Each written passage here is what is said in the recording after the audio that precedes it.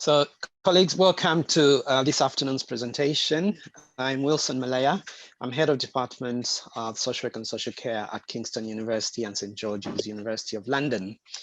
So I'm chairing this discussion today, stepping in the role of my colleague, Professor Rick Hood, who's unfortunately unwell and is not able to join this discussion this afternoon. Dermot Brady, who also works in the same department as me, is going to be helping with the chat. And between us, we'll be able to manage the chat function.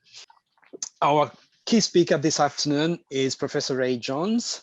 And just very briefly about Professor Ray Jones, he used to be a director of social services and worked in that role for 14 years, from 2008 to 2016. He was a professor of social work at Kingston University and St. George's University of London, actually in our former School of Social Work. So we're really pleased that Ray has been a colleague for those many years. But over the last 6 years, Ray has written 3 books. And one book is on the media's shaping of the BP story and its impact. And he's also written another book on the privatization of social work, social care, and child protection. And recently, Ray published a book on a history of the personal social services in England. And it is the history over the past 50 years of social work and social care services in England, which is the focus of the presentation this afternoon. So I'd like to welcome Ray and hand over to Ray. And if you've got any comments as Ray is presenting, just write your comments and your questions in the chat, and we'll be monitoring the chat. And there will be opportunities within Professor Ray Jones's presentation where he'll be able to respond to your comments and questions. So keep the chat active. Over to you, Ray. What I want to do is to talk essentially about what I've covered in this book. If you want to buy the book, this is a plug, you can get a 20% reduction by using this code. And I'll put this up again towards the end of the presentation. But what I'm hoping we can do together over the next hour and a half or thereabouts is cover a 50-year journey.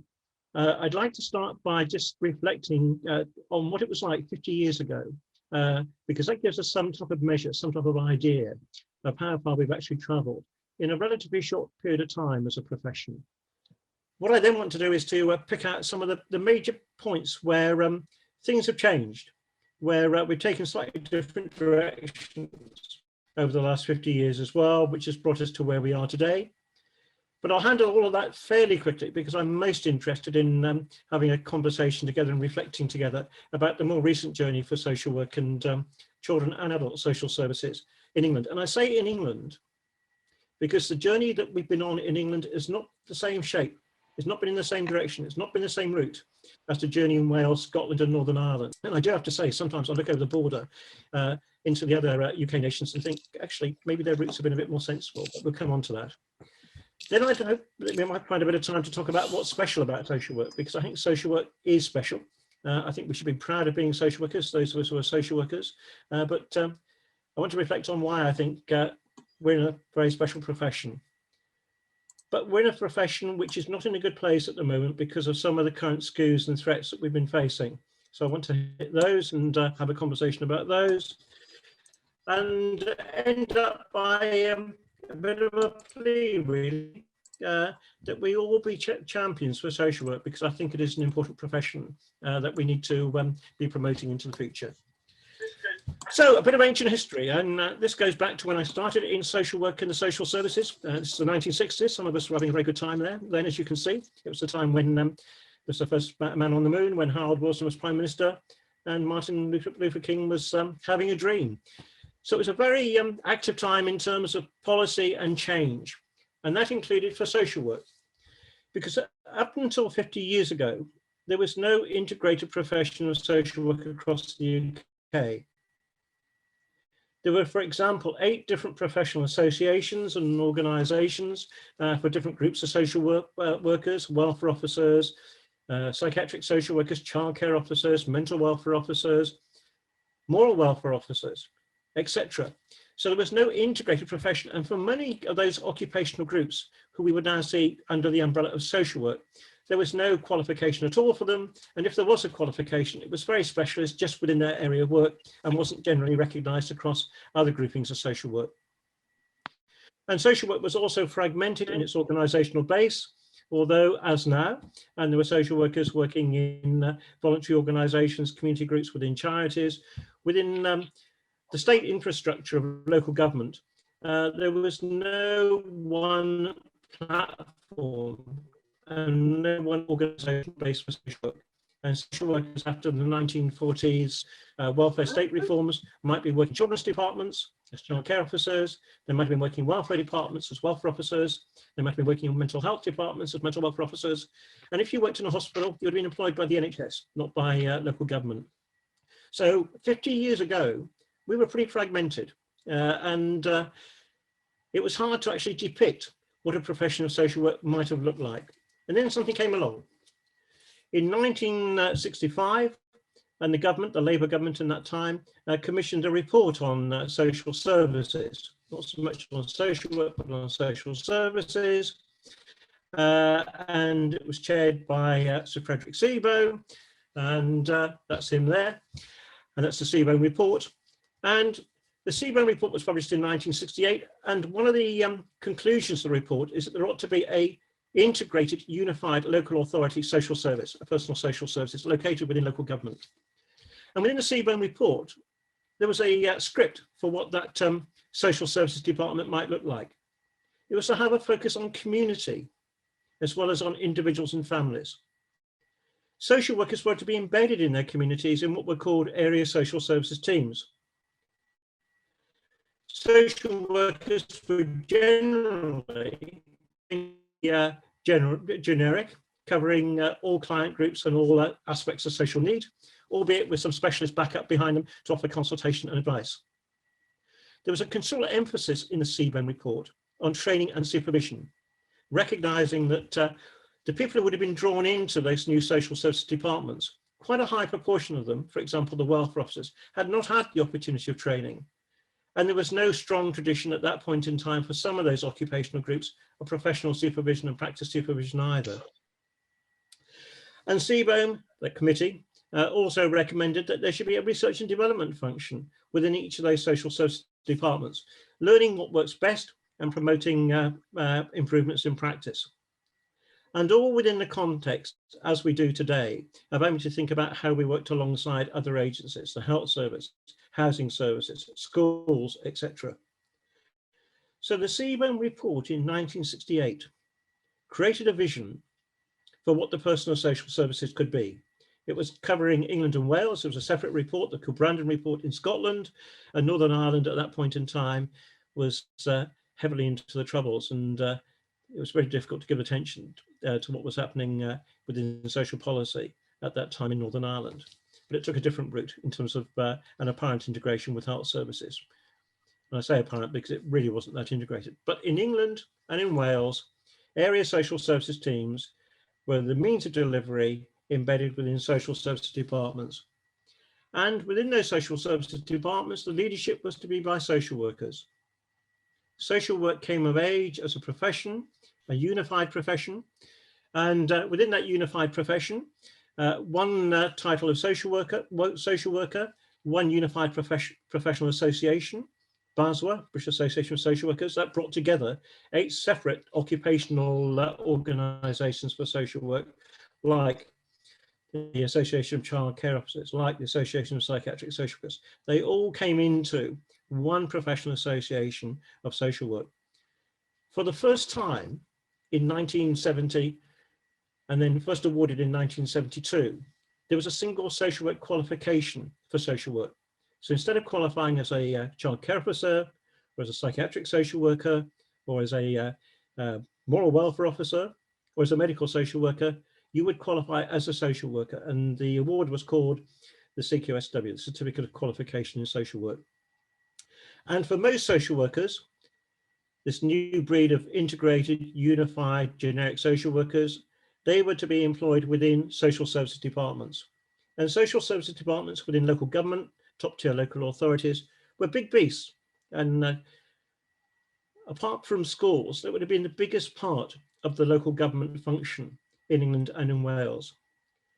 And with the explicit intention that although that social services department would employ home carers, would cover residential work and day services, for example, there might be occupational therapists working out in the community, employed within those departments, that social work would be the lead profession, and the leaders of those social services departments would have a background and experience in social work. So that was the platform that was created 50 years ago. So 221, where we are now, is the 50th anniversary of that integrated social services department and the integrated unified profession of social work in England and Wales. And alongside the Local Authority Social Services Act in 1970, there were two major pieces of legislation which helped to shape the role of social workers and the function of those social services departments. The first, the 1969 Children and Young Persons Act, was quite revolutionary in that it brought together the responsibility and services for children who were seen as, in some ways seen as sad, they might have been neglected or receiving poor care, as mad, as having mental health difficulties and emotional difficulties, and bad, and being involved in delinquency. Children who might have been separately categorized before were now seen as all as children who required the services of social workers and should be helped within their families and within their communities. And the other major piece of legislation which created the framework and for social workers, that new unified profession, was the 1970 Chronically Sick and Disabled Persons Act. And that act was also pretty revolutionary because for the first time, it gave clear responsibilities to local authorities, to their social services departments, to the social workers employed in those departments, to assist disabled and people with long-term conditions to remain and to stay and to have lives within their community, rather than having to go into the big institutions which still existed in those days, the 1,500 bed asylums, learning disability hospitals, the big geriatric wards in community hospitals and in specialist hospitals.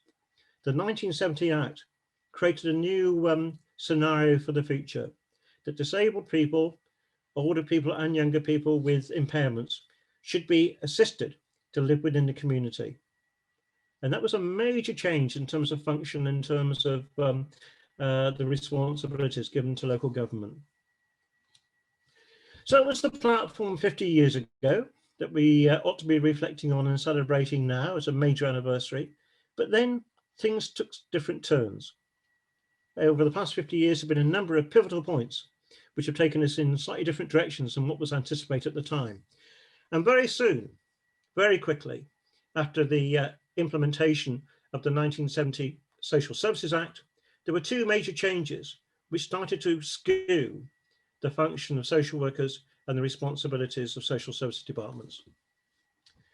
The first was the first major public inquiry held in public following the death of a child. Maria Colwell was 7 years old. She was killed by her stepfather in Brighton in East Sussex. And following a local campaign by the local press and then by the national press, it was taken up as a political issue and a public inquiry, an inquiry held in public for the first time ever. We might be used to it these days to some extent, but this was the first one. It was commissioned by the government in 1972, and it reported in 1973, 74. In fact, in March 74, it published its report, and indeed, for those of us who know about Community Care as a print magazine, as much as a online magazine, the first print edition of Community Care in April 1974 had this, the front page, a picture of Maria Colwell, and there she is on the Daily Mirror as well. And what the Maria Colwell inquiry did, and I'm afraid we've become somewhat not used to it, but bombarded by it over the last 50 years, is it pinpointed a responsibility for the death of a child on a social worker. Diana Lees was Maria's social worker. And it led very quickly to the first iteration of national child protection procedures introduced local child protection committees to coordinate child protection activity. It introduced national child protection procedures, particularly interagency procedures. So the framework that we have now in terms of how we function in the UK with child protection was something which was created following the Maria Colwell inquiry in terms of its embryonic stages in the early 1970s. And the other change, trying to change my screen, the other change which happened very quickly in the 1970s for the new social services departments was, although they had been promised year on year 10% growth, it's hard to imagine that now, but year on year 10% growth in the there was then a national economic crisis, an international crisis and a national crisis in the late 1970s. The pound was under considerable pressure. There was an international crisis in terms of the oil-producing nations in 1973-74 cut back on production as a consequence of countries in the West supporting Israel in a war with Egypt and other Arab states. And one of the consequences was that the UK government had to go to the IMF to get a loan. And one of the conditions of that loan was that it should cut back on public expenditure. And it led to a lot of industrial unrest, not just in the public sector, but across working groups generally, with a whole number of strikes, culminating in a major strike of public sector workers in 1979. So two key pivotal moments in the past 50 years hit local government social services very quickly in the 1970s. One, we started to concentrate, particularly in children's services, primarily in children's services, on risk, following the Maria Colwell inquiry. And secondly, we very quickly got used not to the promise of growth, but the reality of having to ration services. And of course, that was taken further forward in the 1980s and into the 1990s, when Margaret Thatcher became Prime Minister in 1979.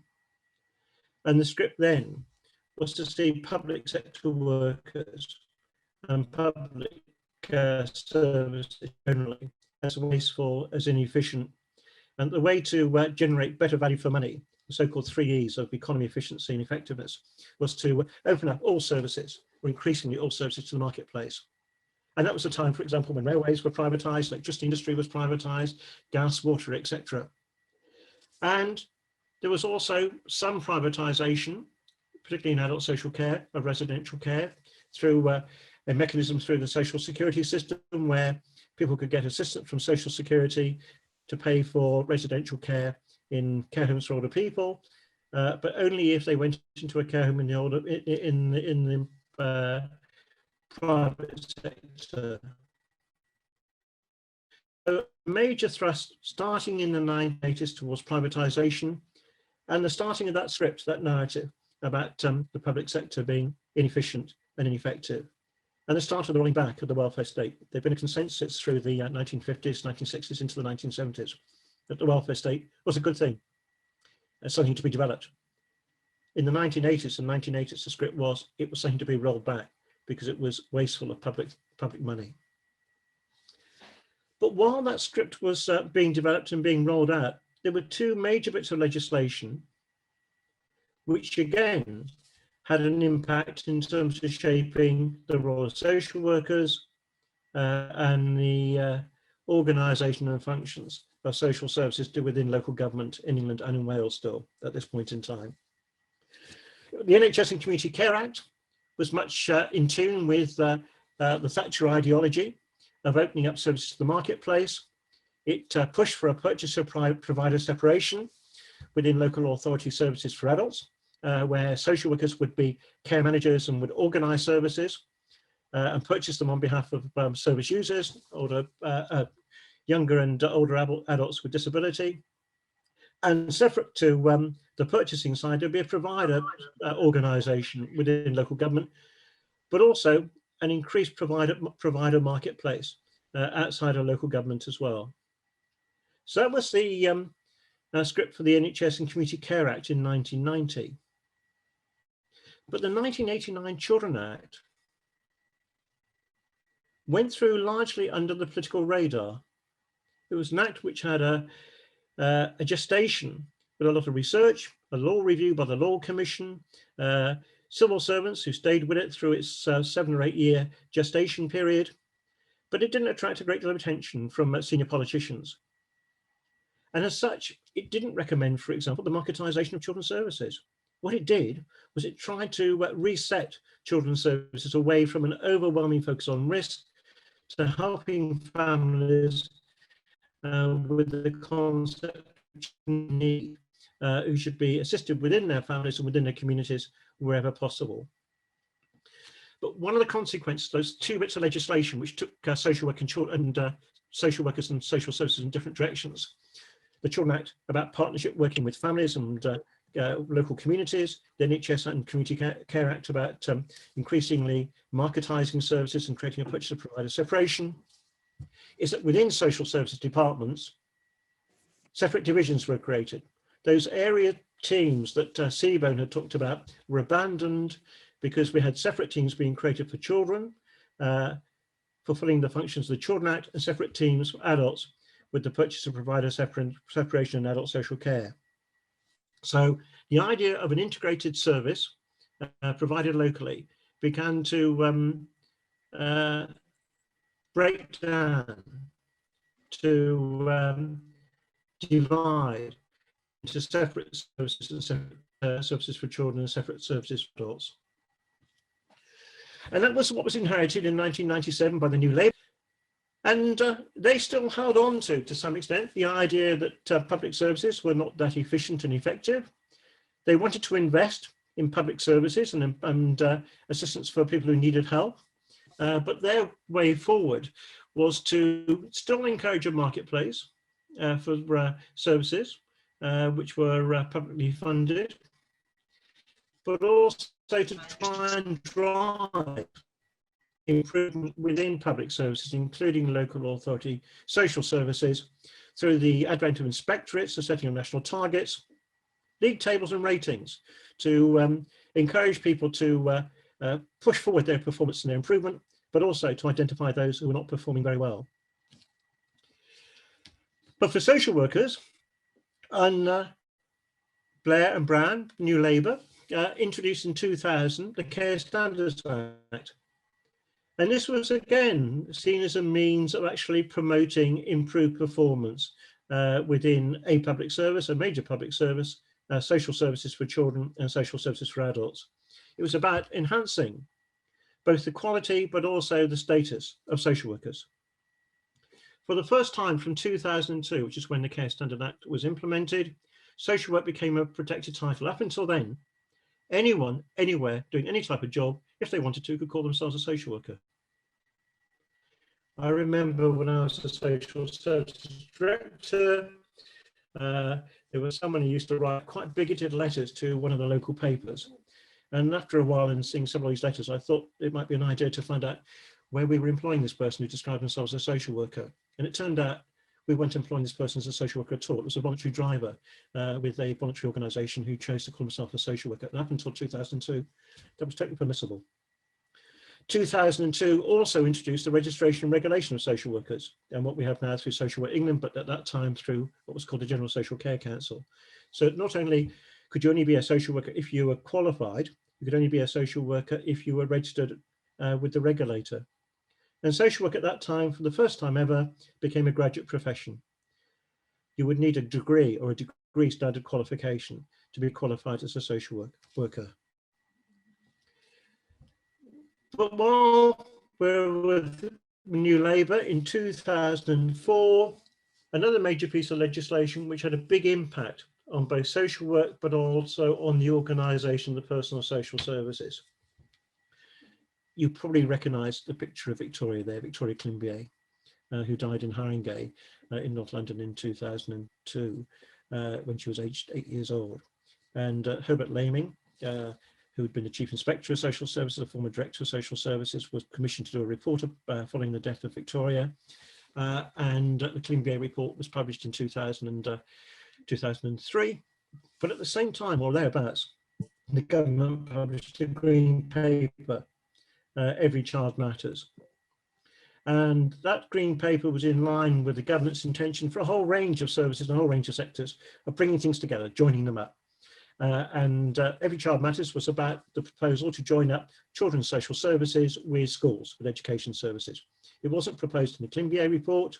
Herbert Laming claims, and understandably so, that he had no part in those recommendations, but it was a government intention across a whole range of sectors and services, and social services were within that sector as well, of joining things up. But what it led to was the requirement in the 2004 Children's Act that local authorities produce a children's department, create a children's department to be led and headed up by a director of children's services. And the consequence of that was local authorities set up the children's departments, but then had adult services to deal with as well. So they set up a separate adult social services department headed up by a director of adult social services. So although in after the 1989 Act, we had separate divisions for children and adults within a social services department under a director of social services from 2004 or 2005-06 when it was implemented. Social services departments and directors of social services and social workers working in the same organisation within local authorities no longer continued, because children's social workers worked in teams with, for children and families within the children's department, and adult social services employed separate teams of adult workers, social workers. And at that time also, the government set up separate inspectorates. Children's services were merged into Ofsted, the schools inspectorate, and adult services were merged into an adult inspectorate along with health services, what was called at the time the Commission for Social Care Inspection, now the Care Quality Commission. So that's a very quick run from 1970 up until the mid-2000s. And what I want to do in a moment is to come on to the more recent journey, which probably is of some interest and more interest to many of us than the long journey that I've just been taking us through. But before we get there, anybody want to make any comments? Paul Lawrence, for LSE, did have a question, however, about where did the CSS qualification sit in the National Social Work qualification? I suppose he means framework, but obviously Paul is very experienced in social work education, so perhaps that broader theme, Ray, if you had any comments on that. Yeah, well, the CSS, the Certificate in Social Services, was created in the mid-1970s and rolled out in the late 1970s. And it was a qualification not primarily for social workers. Indeed, it wasn't a qualification targeted at social workers. It was targeted on those other groups of workers who were employed within social service departments, home care organisers, residential workers, workers in day services, for example. So the Certificate in Social Services was seen as a qualification for other groups of workers within local government who weren't social workers.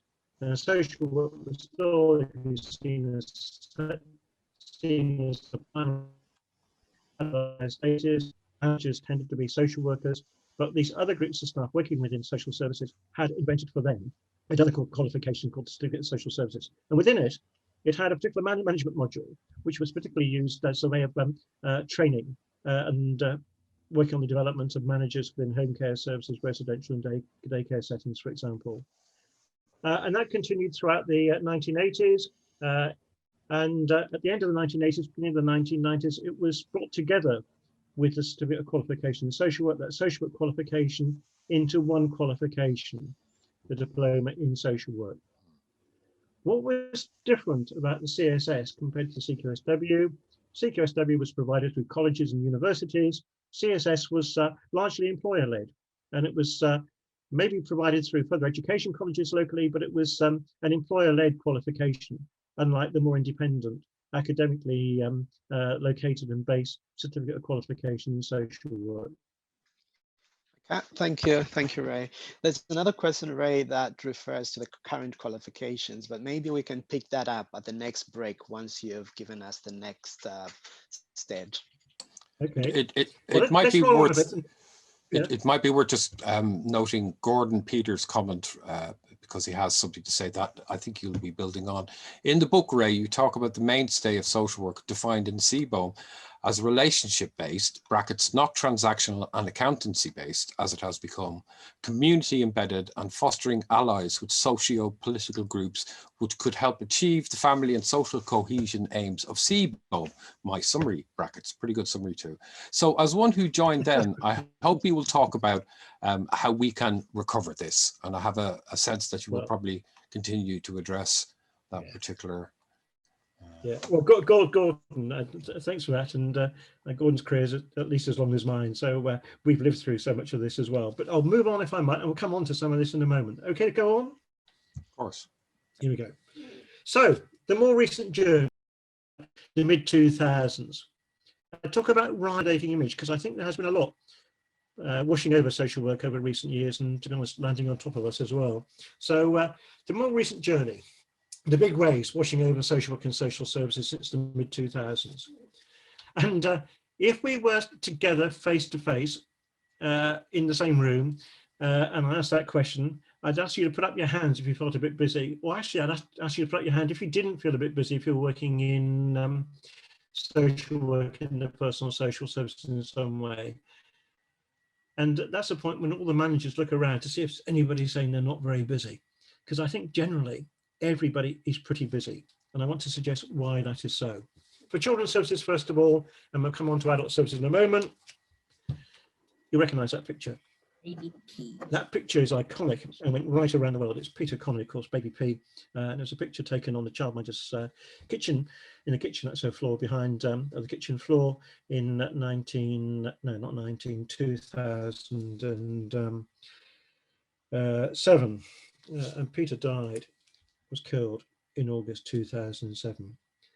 And the people who were found guilty of his murder, causing or allowing his death, because the court couldn't decide which one had actually inflicted the injuries which killed Peter, but there's Peter's mother in the middle, and the boyfriend of Tracy Connolly and the boyfriend's brother. And between them, they were found guilty of causing or allowing Peter's death. But as you'll know, the story wasn't shaped that way. The story, when it broke in 2008 in November, when those three people were found guilty of causing or allowing Peter's death, was targeted not on those people primarily, but by Rebecca Brooks, who you recognise there, was the editor of The Sun at the time, and David Cameron was the leader of the opposition at the time, and you'll know about their personal friendship in the Cotswolds. They had shaped a story which was targeted on, in particular, Sian Shoesmith, the Director of Social Services in Haringey, but also the social workers and their managers in Haringey as well.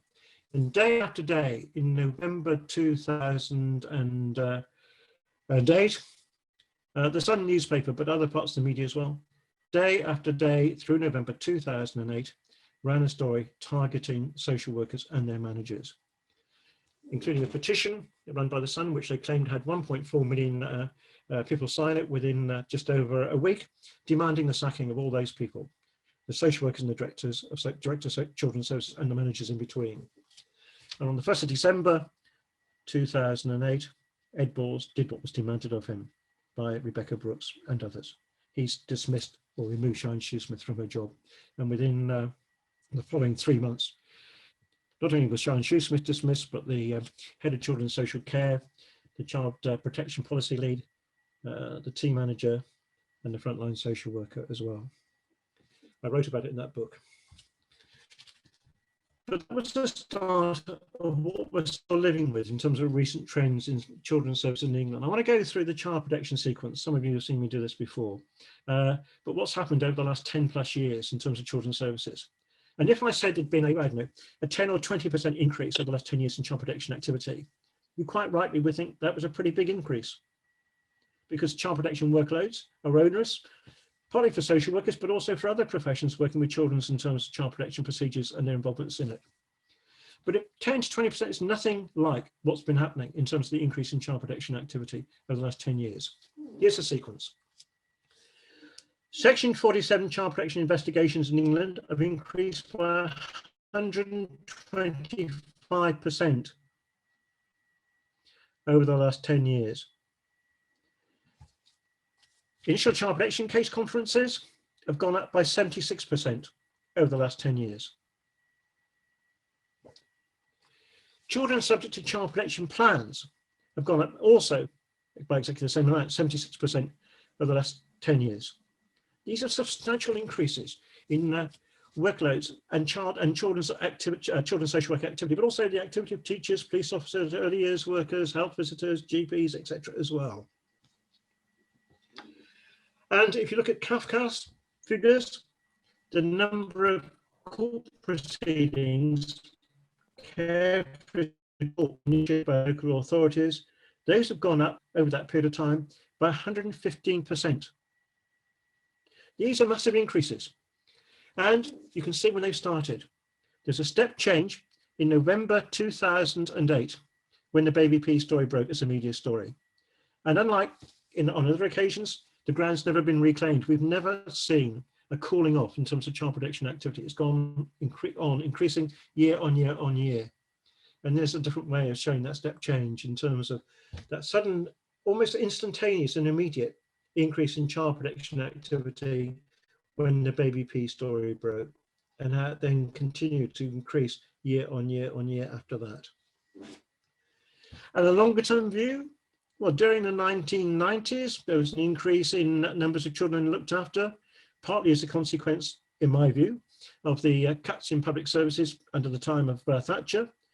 Labour invested quite heavily when they came into power in public services, including, for example, Sure Start, and they started to buck that trend. It leveled off and started to come down.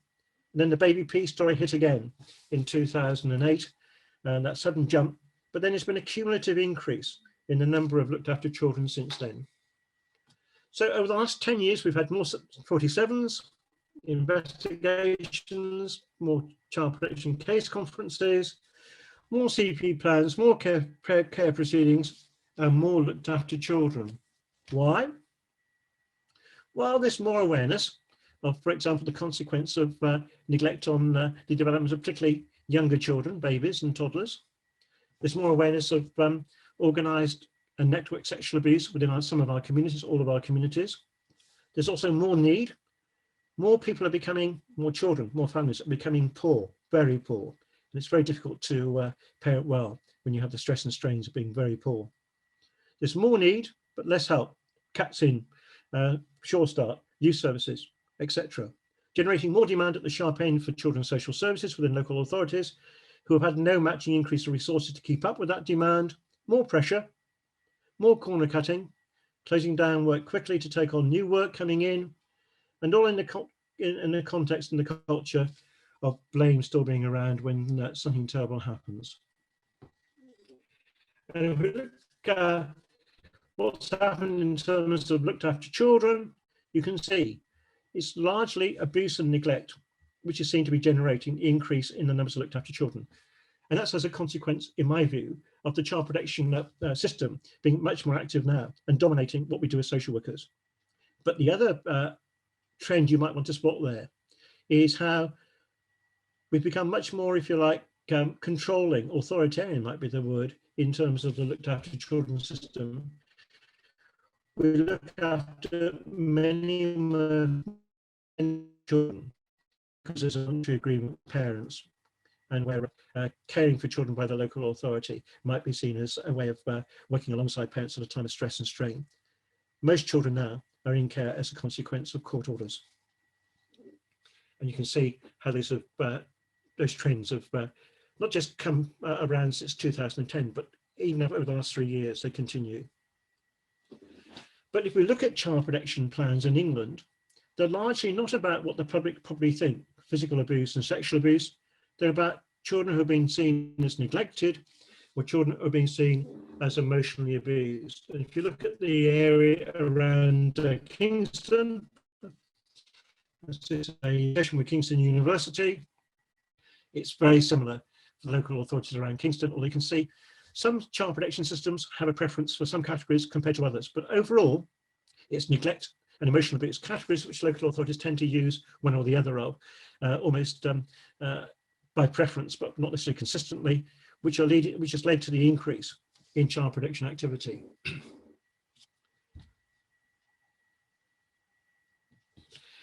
And it's raised up a major issue because unlike physical abuse and sexual abuse, if you're dealing with neglect, if you're dealing with emotional abuse, these are chronic conditions. And a bit like the story of the frog in the saucepan. And if we were together, I'd ask somebody to tell us if they know what the story is. The story goes that if you put in a frog saucepan and doesn't realise it's getting boiled alive and doesn't escape, if you put a frog into a saucepan of boiling water, it jumps out instantly until it realises it's dangerous. And a bit like that with neglect and emotional abuse. It's chronic rather than acute. It's cumulative rather than a crisis. It's an experience over time rather than an immediate event, make it much more difficult to deal with. And yet that's the major reason that we have child protection plans today, neglect and emotional abuse. And I think sometimes we fail to, if you like, think hard about different types of neglect. Passive neglect, where parents are just absolutely exhausted, worn down, can't get out of bed in the morning, and really are not caring for the children because they're not caring for themselves either. That's what happened, in my view, for Hamza Khan and his mother in Bradford, in Yorkshire. Chaotic neglect, the early stage of the concerns about Peter Connolly. Tracy Connolly wasn't somebody who was inactive. She was at the school gate for the primary school for her older daughters, fighting for her daughters, demanding this and that for them. She was all over the place, though. There was no pattern and no routine for the children. And of course, when the men came into our lives and into our household, what was chaotic neglect turned into physical violence targeted at Peter. And active neglect is where there's a determined intent by somebody to abuse and hurt a child. And that's my view of what happened to Daniel Parker, particularly when that man there moved into his life with Daniel and his mother. And we have to have different strategies for dealing with passive neglect, chaotic neglect, and active neglect. And if we had time, we could talk about that, but you might want to think about it. But generally what we've had over the last 10 years is a skew from providing help and assistance to families and to children to a focus on monitoring and surveillance through child protection processes and the child protection system. And something similar has happened with adults.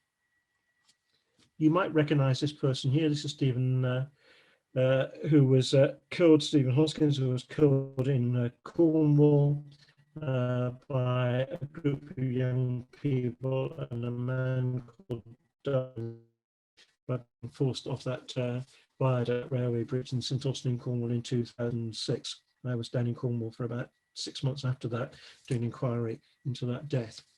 So every so often we do hear about the killing of an adult, but it's nowhere near as often as the media gives its attention to the killing of a child.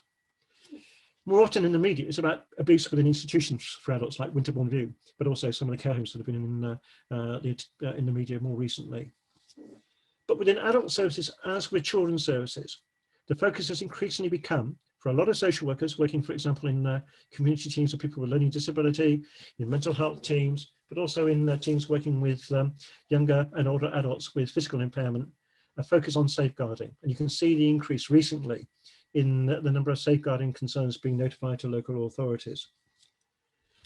And Section 2 of the Care Act 2014, in some ways you can compare it to Section 47 of the 1989 Children's Act and Child Protection Investigations.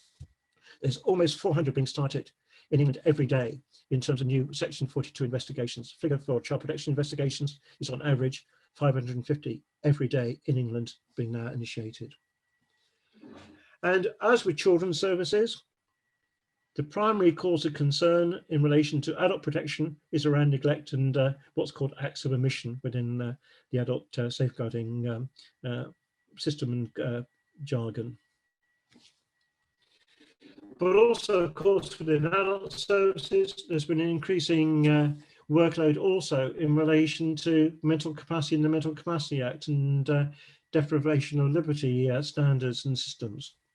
Starting not far from Kingston, back in 2005-06, with a concern about a young, well, not a young person, a man who was being held, disabled man, who was being held at St Peter's Hospital, Bournemouth House at Chertsey, against his will, but without any legal protection having been applied to see if he was being held appropriately. And Mental Capacity Act inquiries and actions have increased dramatically over the last 10 years, a bit like child protection activity as well. And now a major, if you like, part of the workload, part of the skew of the workload of adult social workers as with children's workers. And this at a time when, as with children's services and the CATSIM, for example, Sure Start and other services to help families with children, there's been a major cut also, as you will know if you're working in adult services, in terms of adult service budgets and the help that's available for older people and younger people with disability. And as Wilson and Dermot were saying just now, all these slides will be available. So if you want to pick up the detail of them, you'll be able to go back to these slides this year. But what we've got is for both adults and children's services, more need, more demand, more work. And the context of all of that is that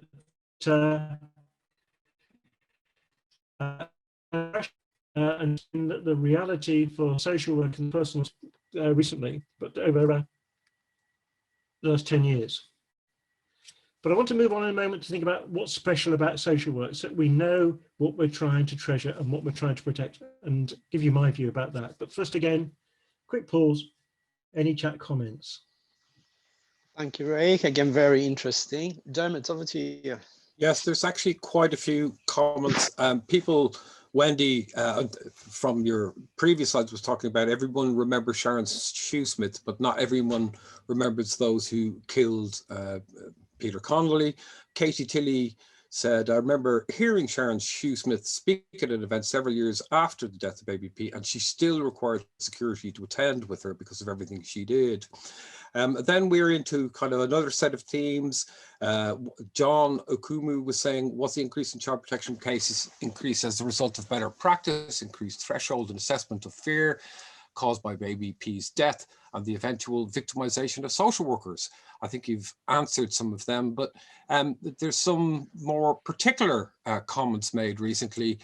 So Sue Lansley notes about the use of Section 20 criticisms, including criticisms by Ofsted, have reduced the use of Section 20. I suppose there's comments from courts also in that regard.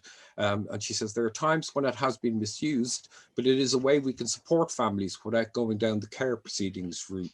And just a last comment from Dr. Claire Felix Baptiste. When I think about the last 10 years, the austerity measures we have been subject to, these data are shocking.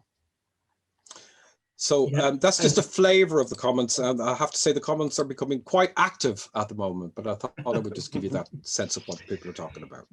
It would be lovely to be together, so we were having this conversation face to face, and yeah, some really pertinent comments then, and we could explore them maybe if we have time later on. But shall I keep going at the moment? Remembering what's special about social work. Here's my pitch about why the profession of social workers is an important profession. And I want to suggest there's several reasons why it's not.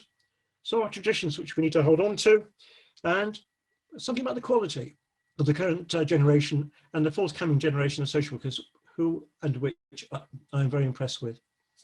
So, for those who are old enough to remember Monty Python, what did social work ever do for us? What's special about social work? And here's my pitch.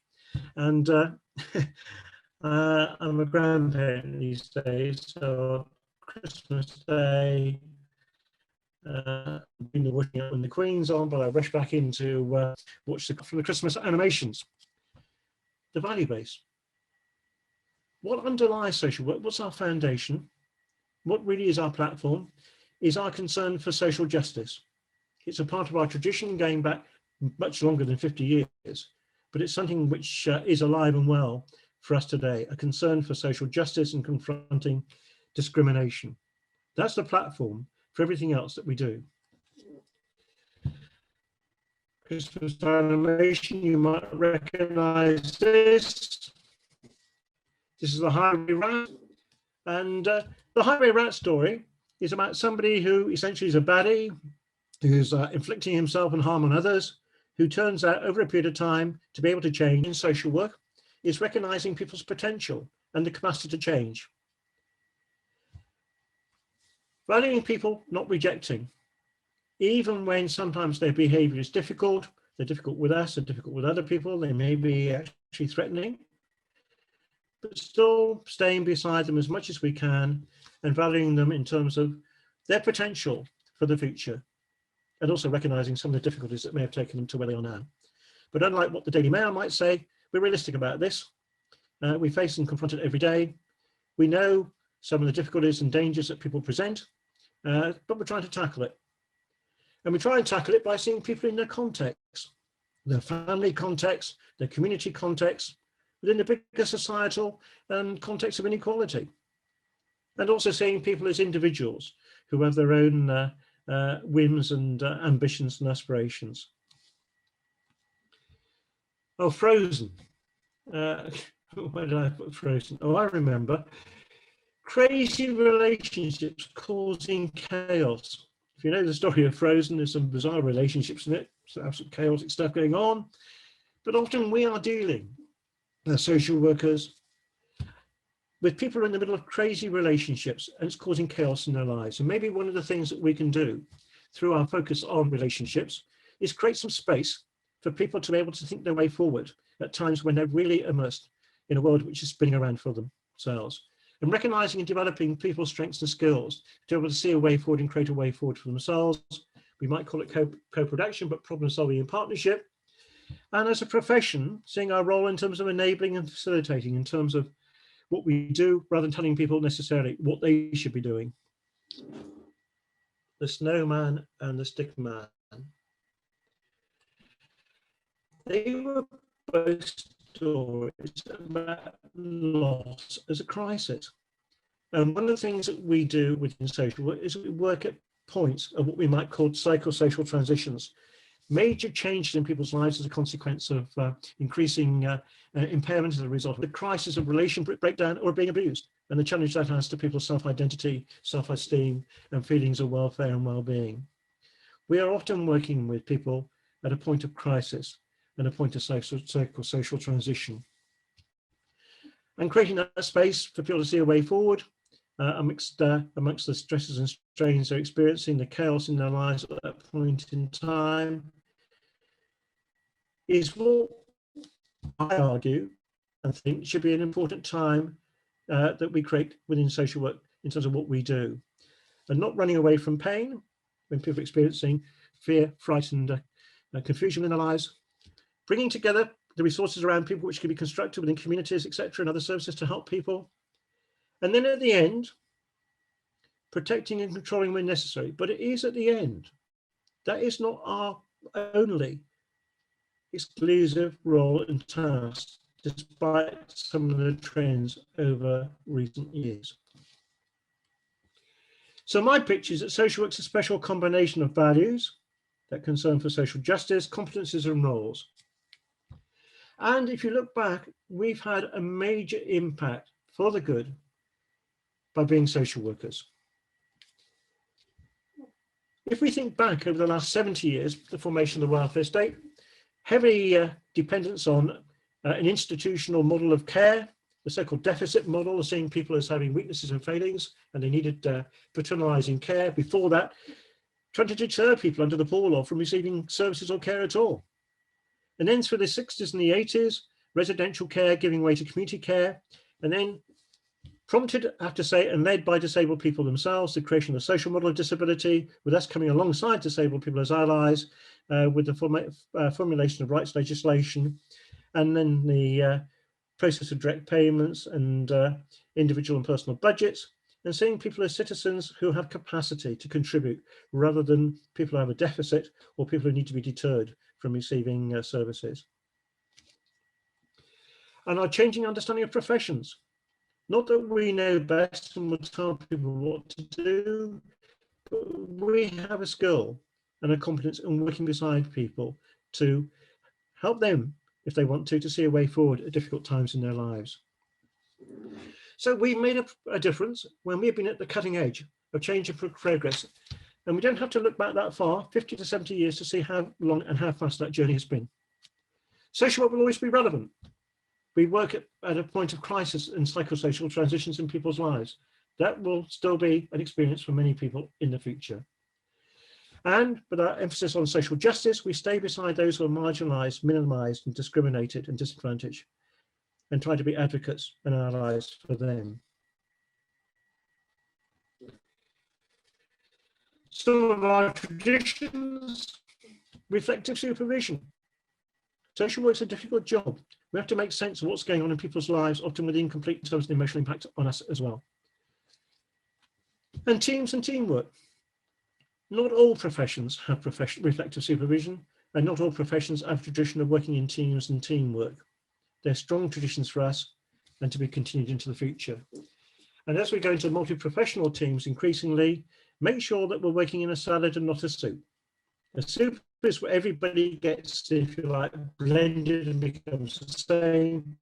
In a salad, you can see what the contribution of each occupational professional group is within that team. And we need to be clear about what our contribution within that salad is as social workers. And then now a new generation of social workers, I'm really impressed. 50 years ago, I was not so impressed sometimes with the intellectual ability of some social workers to harness information and to make judgments.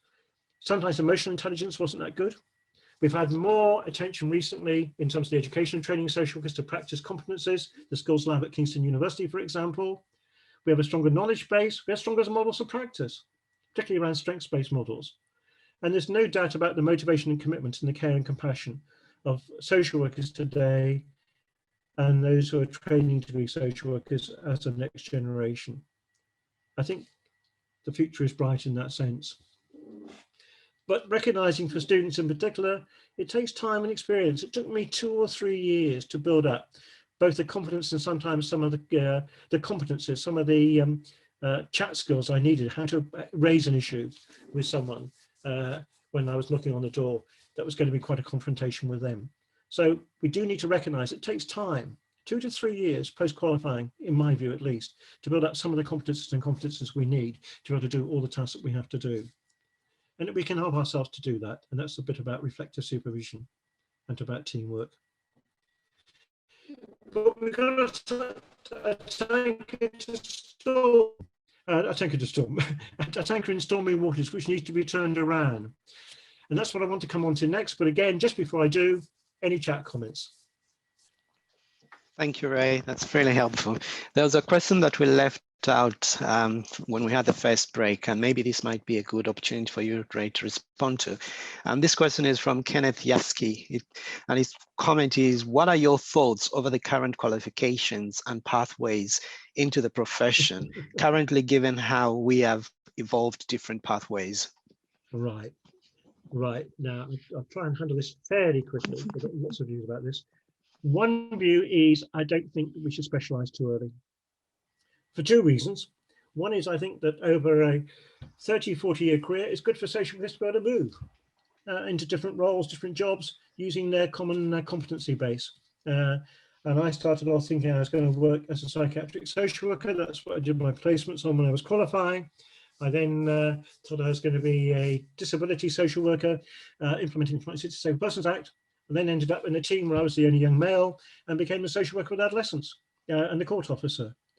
And throughout my life, I've worked with people with learning disability, mental health, children with families, etc., older people. And I think it's good to have a strong foundation as a generic competency-based qualification, so that career-wise we can move into the future over a long career into different settings. The second reason I think a generic training is important is because if you're working with children, you have to have an understanding about what's happening with adults who care for children. And if you're working with adults, you need to look at for the welfare of children that they might be caring for. And the second concern I've got is about foreshortening some of the training. And I did a 4-year degree in social work and the social sciences in the late 1960s, early 1970s. We have 3-year and 2-year degrees now. I'm really concerned about people qualifying after 12 or 14 months, not because they are bad people, but because I would not have found that I'd had enough time, both to build up my confidence and my competencies, but also to build up my identity as a social worker, which I would need to have underpinning my role and understanding myself into the future. So I'm not a great fan of too specialised training too early. I am a fan of specialised training post-qualifying for the role that you're in at that point in time. But I think basic qualifying training should be generic. and it ought to be longer rather than shorter. Thank you, Ray. That's very well answered. Thank you. Dermot, do you want to summarize again?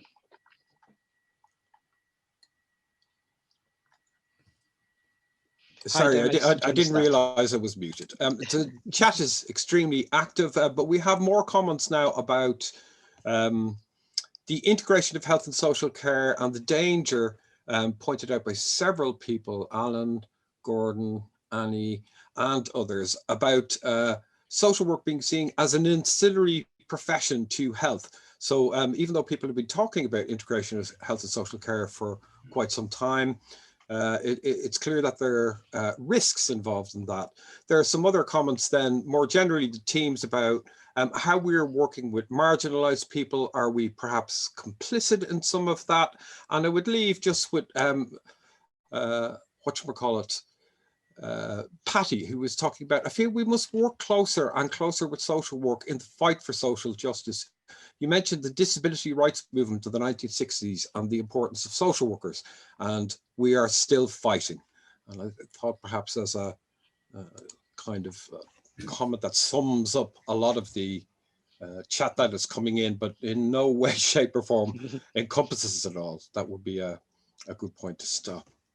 Okay, well, Dermot, I'm going to come on to some of that as well. So that was a good lead in. So coming up next, the current skews and threats, my view about where we are at the moment.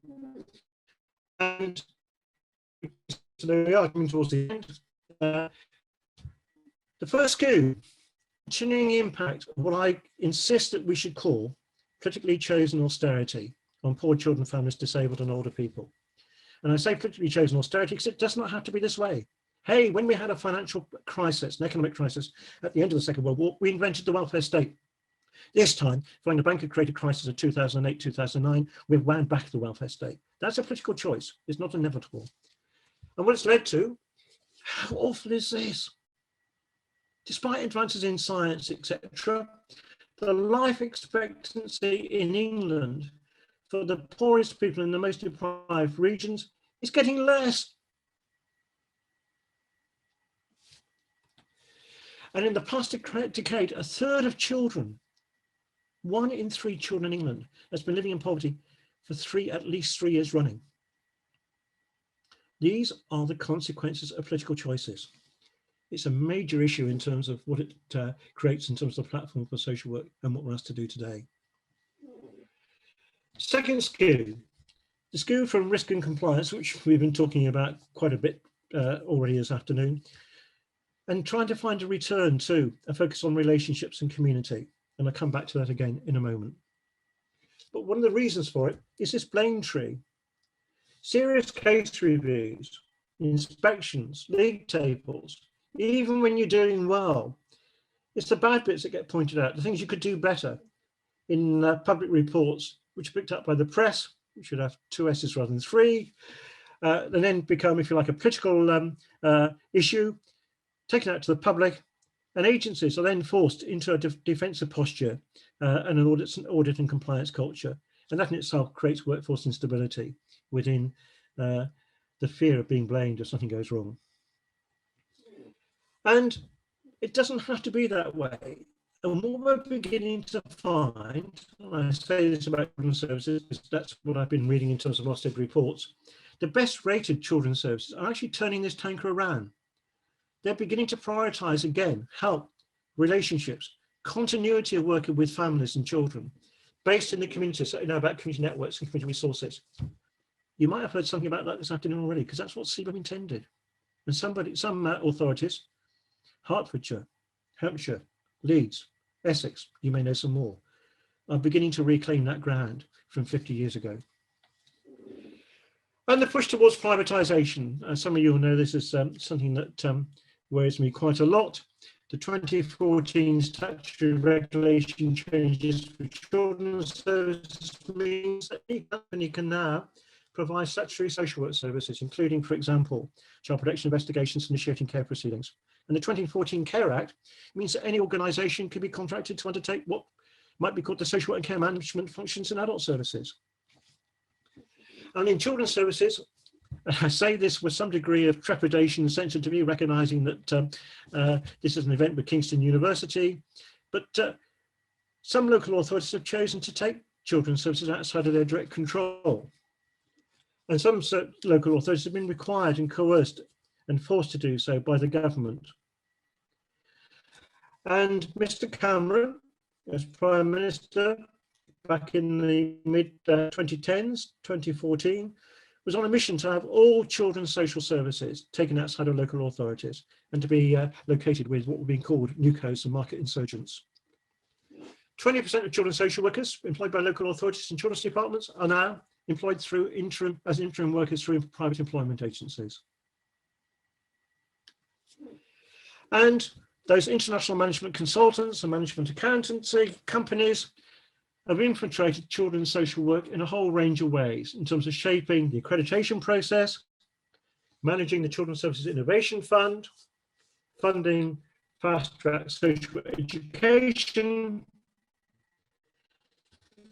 Absolutely bizarre that new models created for children's social work, safety and the reclaiming social work models, for example, have now been commercialized and protected by brands which you have to pay to use. 80% of children's homes in England, I say in England, not in Wales, not in Scotland, not in Northern Ireland, 80% of children's homes in England are now provided by private for-profit companies. And 40% in England of foster placements are now provided through private foster care agencies. And they're making big money and taking more money, taking money out of children's services through profits from children's homes and through foster care placements. Why is this not a sensible direction of travel?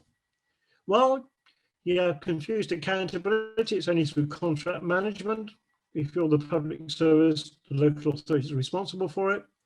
The companies providing these services have got no transparency or openness. Transparency is spelled wrongly there, or openness in terms of what they have to report.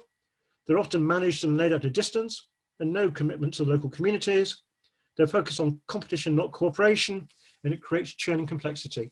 It adds costs. It takes time to contract out services. It takes time to report back on contracts. It takes time to retender and relet contracts. And while all that's happening, the expertise back within local authorities and other public services to deliver the services is being lost and will be difficult to rebuild. So we have the primacy of price and profit, downscaling of the workforce mix to make more money, asset stripping in terms of properties being sold on and rented back, as happening in adult care, creating considerable vulnerability in the care home market. And we've seen what's happening in adult social care and the chaos in probation, which is now to be rescued by bringing probation back into the public sector.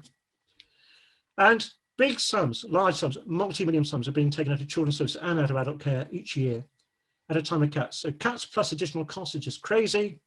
And we're paying more for a poorer service. Children are being placed miles away from their families in private children's homes and foster placements provided with private fostering agencies at a higher cost, unknown to children's social workers in the local authority, and miles away from their communities, made more vulnerable, made more distressed, paying more for a poorer service.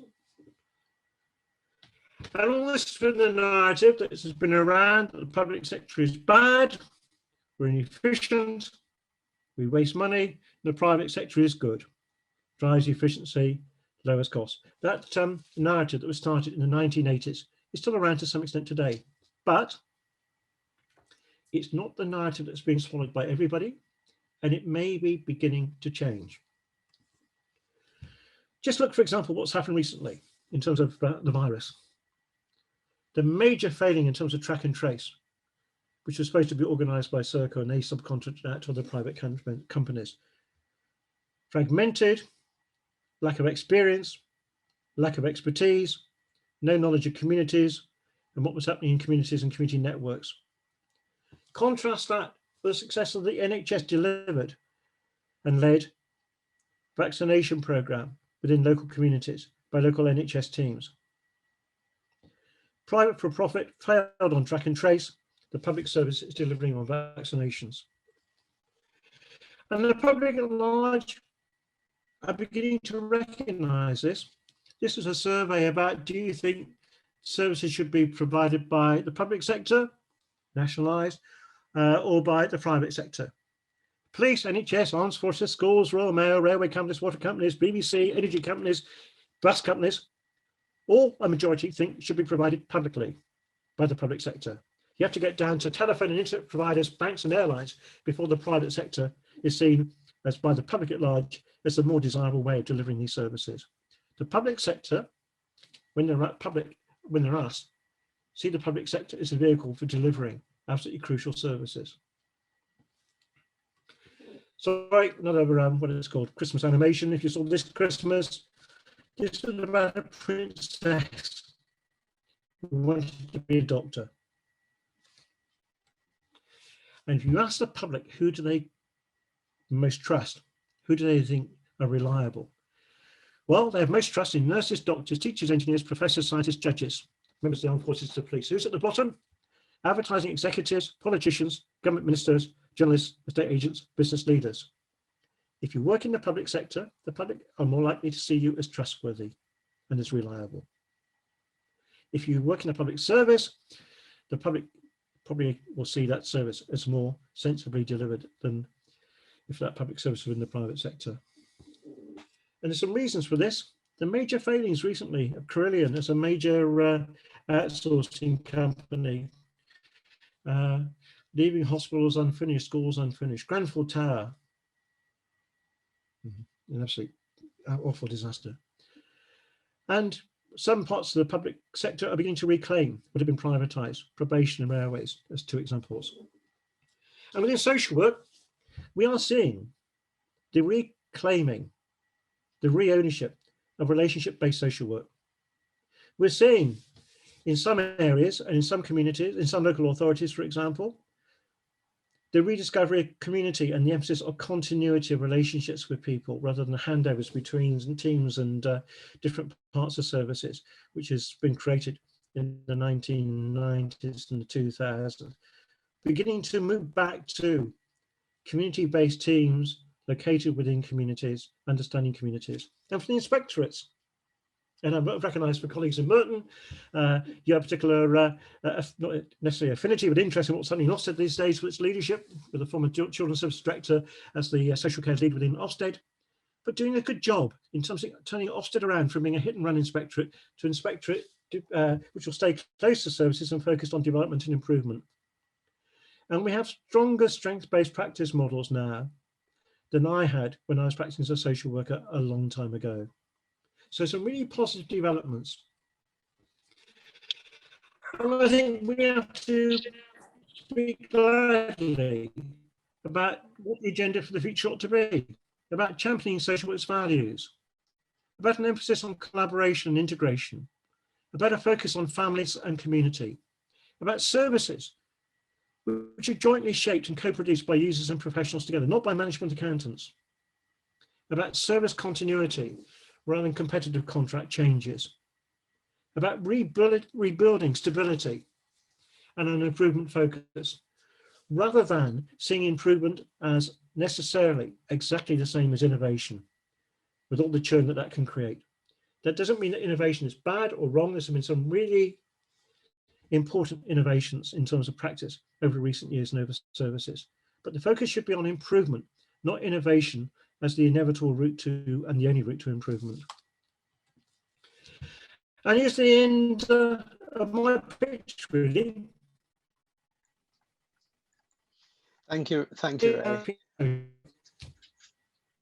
Practice well. Well, I'll just be finishing. Have a strong identity as a social worker, be proud and competent. Have a collective commitment, some of those chat comments earlier about how we have to fight alongside and with others as allies to seek the improvements that need to be sought.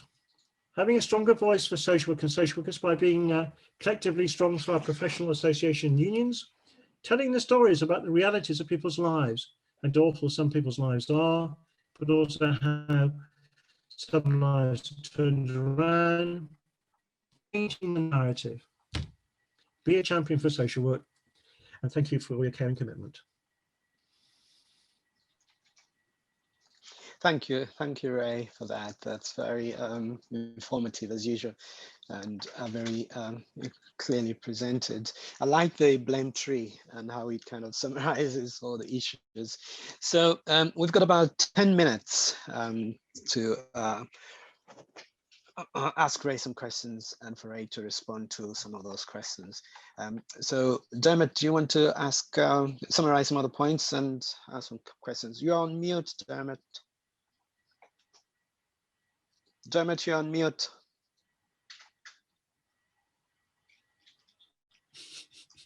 I keep on forgetting that you think at this stage with all this online working, I will be quicker on the uptake, but nonetheless.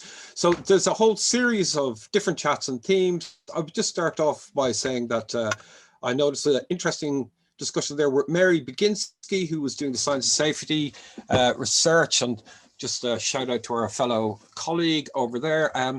I also noticed Lena Dominelli, and yes, we are joined by Lena today, was asking about, she wants to hear more about hedge funds and where hedge funds are playing a role, and perhaps a very negative one. I'm sorry, am I? Yeah, we can still see you, we can hear you, Dermot. Okay. I noticed Gordon Peters has added the link there for the Centre for the Centre for Welfare Reform have published a really interesting and good report about the funding of social care. So there was all of that bit, but there was also quite a bit about social work education, and in particular, a kind of an emphasis on seeing social workers supported beyond their initial training in some way, shape or form, and some negative kind of thoughts and comments about that, and some more positive experiences that people were having. A lot of very warm thank yous from social workers, from students. I see Dame Lorna is there and other people, but I'd like to actually just to kind of, if I could find it, an apprentice. We now have apprentices in Kingston, quite a few of them, and she was just talking about the CBOM vision to ensure medical and other professionals could work jointly with social workers, and that maybe we need to try to reclaim, I'm paraphrasing, reclaim our place in the hierarchy as having our own offer, as it were, which I think Ray has covered quite well. There are many, many other warm messages and thanks and congratulations, but I think I will be quiet now and pass the floor over to questions. Okay, so Ray, maybe what will be useful is if you can comment on the comment by Lena Dominelli about the hedge funds and their role within social work education. What are your views? Yeah. Hi, Lena. I'll tell you a story about hedge funds, a personal story. In about 2014, when the government changed statutory regulations to allow statutory children's social work to be outsourced to private profit-making companies in September, October 2014. Within a couple of weeks, I got an email, and the email was from some who were working for American hedge fund, wanting to pay me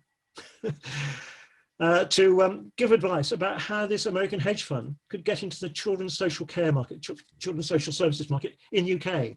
They obviously hadn't read what I'd written in The Guardian and over many years. They'd obviously seen that I'd written about privatisation and social work in children's services and thought I was an advocate for it. So I suggested that I did not think it was a good idea having American hedge funds coming in. But that was back in 2014, so that's 6 years ago now. And since then, we've seen hedge funds infiltrating children's social work. They're already, well, come on to adults in a moment, children's social work in a big way. And one of the ways they've done it is to start muscling their way into social education and frontline. It's funded from a hedge fund as a part of its funding base. It receives a lot of funding from the government, but it receives funding from a hedge fund as well. And hedge funds sidling alongside the international management accountancy companies who are promoting a more privatised marketplace for children's social services. There's already been creating adult social services. We have this international, if you like, thrust of international management consultancy companies in partnership with hedge funds, looking about how a more open and private and profit-based marketplace can be created for children's services in England. And I say in England because the same is not happening in Scotland, Wales and Northern Ireland. But in adult services, we know it's already happened in a big way.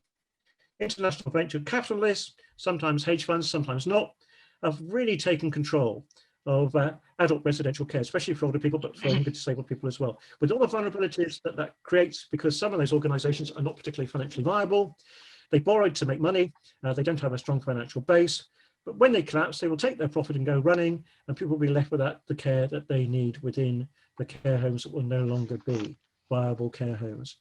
So we've been on this journey for adult social care since the 1990s. We've been on the journey for children's social care since the 2010s. It's not a sensible direction to be moving in. Thank you, Ray. I think the other comment that's been put in the chat is about the imbalance between social care, excuse me, and NHS. So there's a comment around how as social care staff are actually contributing to the pandemic, COVID-19 pandemic, and there's a limited or no mention within media, while as there's so much mention around NHS contribution. Do you have any views on that, Ray?